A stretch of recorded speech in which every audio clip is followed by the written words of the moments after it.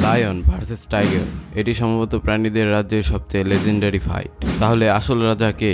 এই চূড়ান্ত লড়াই আপনার প্রত্যাশার চেয়ে অনেক বেশি বার ঘটেছে। রোমানরা কলোসিয়ামে আফ্রিকান সিংহকে এশিয়ান বাঘের বিরুদ্ধে দাঁড় করিয়েছিল প্লাবিয়ানদের আনন্দের জন্য। বিংশ শতাব্দীর প্রথম দশকে কয়েকটি মারামারিও সংঘটিত হয়েছিল এবং বেশ কিছু আধুনিক অনুষ্ঠানে চিড়িয়াখানায় দুর্ঘটনাজনিত ক্রুজ প্রজাতির মুখোমুখি হওয়ার ঘটনাগুলি দ্রুত বিভীষিকাময় দৃশ্যে পরিণত হয়েছে। এই মহৎ শিকারী বিশ্ববিখ্যাত এবং সঙ্গত কারণে সিংহকে জঙ্গলের রাজা বলা হয় এবং এর মহামান্বিত ম্যান এটিকে একটি রাজকীয় চেহারা দেয়। ইতিহাস জুড়ে আফ্রিকান সিংহ সাহস এবং শক্তির প্রতিনিধিত্ব করেছে।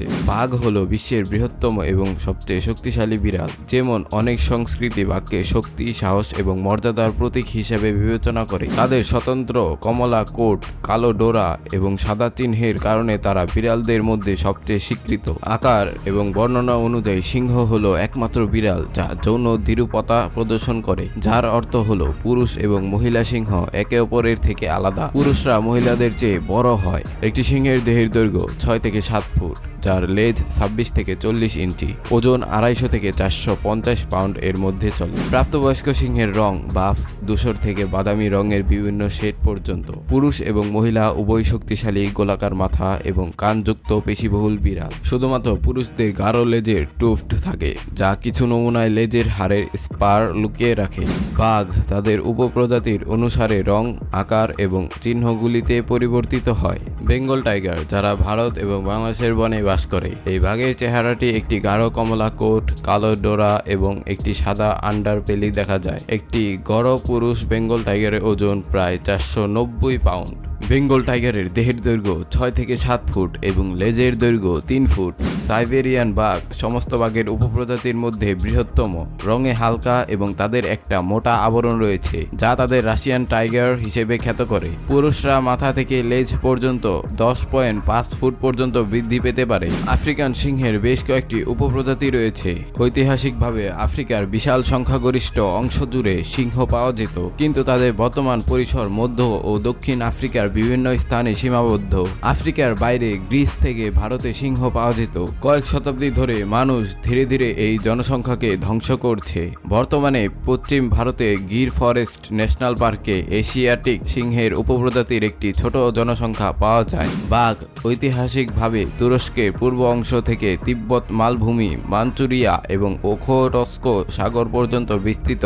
বর্তমানে বাঘ তাদের পূর্বের পরিসরের মাত্র 7% দখল করে আছে। বাকি বন্য বাঘের অর্ধেকের বেশি ভারতের বনে বাস করে। ক্ষুদ্র জনসংখ্যা চীন, রাশিয়া এবং দক্ষিণ পূর্ব এশিয়ার কিছু অংশে রয়ে গেছে। তাদের সাধারণত বন, তৃণভূমি, জলের সম্পদ এবং তাদের শিকারকে সমর্থন করার জন্য পর্যাপ্ত অঞ্চলের মতো আচ্ছাদন সহ বাসস্থানের প্রয়োজন হয়। সিংহরা হাইপার কার্নিভোর, যার মানে তাদের খাদ্যে 70% এর বেশি মাংস থাকে। আফ্রিকান সিংহ, জেব্রা, আফ্রিকান মহিষ, জেমস বক, জিরাফ এবং ওয়াইল্ড বিস্ট সহ বৃহৎ আনগুলেট শিকার করতে পছন্দ করে। তারা খুব বড় এবং খুব ছোট শিকার এড়ায়, তবে গৃহপালিত পশু গ্রহণ করবে। একটি সিংহ তার আকারের দ্বিগুণ শিকার করতে পারে। সিংহীরা সহযোগিতার সাথে শিকার করে। পালিয়ে যাওয়া প্রাণীদের ধরার জন্য একাধিক দিক থেকে তাড়া করে। সিংহরা তাদের শিকারকে শ্বাসরোধ করে হত্যা করে অথবা শ্বাসরোধ করার জন্য তার মুখ ও নাসিকা বেঁধে হত্যা করে। অন্যদিকে বাঘেরা অ্যাম্বুশ ব্যবহার করে শিকার করে এবং নিঃশব্দে তাদের শিকারকে ধরে রাখার জন্য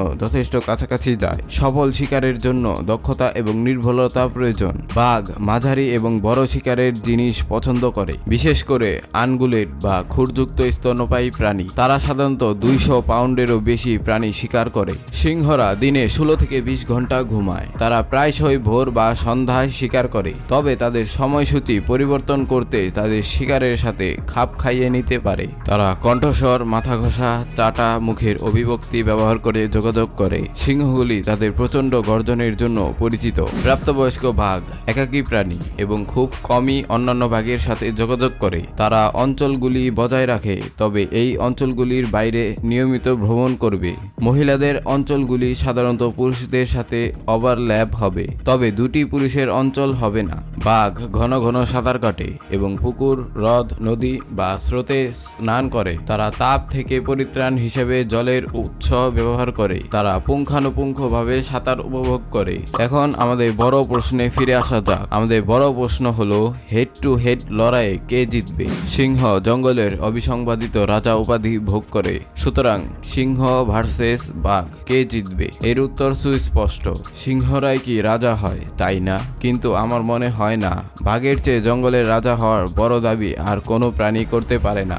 অনেক বাঘ প্রজাতির প্রাকৃতিক আবাসস্থল আসলে একটি জঙ্গল, তাই এটি ইতিমধ্যেই জঙ্গলের রাজকীয় আধিপত্যের প্রতিযোগিতায় সিংহের ওপরে একটি অপ্রতিরোধ নেতৃত্ব রয়েছে। আমি আগে যা বলেছি তা বিবেচনা করে দেখুন, সম্ভবত একটি বাঘ জিতবে। সিংহের তুলনায় বাঘের কামড়ের শক্তি বেশি, তারা বড় এবং তাদের শরীরের আকার সিংহের তুলনায় বড়। ঐতিহাসিক রেকর্ডে অফ হ্যান্ড উল্লেখ করে বোঝায় যে বাঘ সাধারণত প্রাচীন রোমের শীর্ষে উঠে এসেছিল এবং বন্দি দশায় আধুনিক লড়াই সাধারণত সেভাবেই হয়, তবে প্রতিবার নয়। সিংহ এবং বাঘের প্রত্যেকেরই তাদের শক্তি রয়েছে এবং প্রদত্ত লড়াইয়ের ফলাফল সম্পূর্ণরূপে ব্যক্তিদের ওপর নির্ভর করে, তাদের ইতিহাস, লড়াইয়ের শৈলী এবং শরীরবিদ্যা।